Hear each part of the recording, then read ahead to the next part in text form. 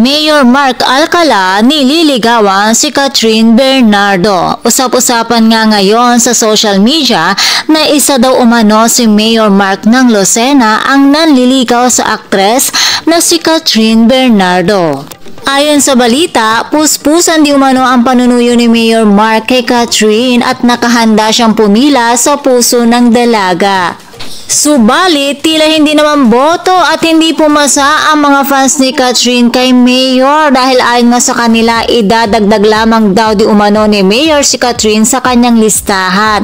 Mahilig daw kasi sa mga artista o sikat na personalidad si Mayor. Matatanda ang naging girlfriend ni Mayor Mark, ang kapuso actress na si Ashley Ortega at ang volleyball star na si Mika Reyes. Kaya naman nakiusap ang mga fans ni Catherine na if ever daw na totoong nililigawan niyang aktres ay tigilan na daw ito.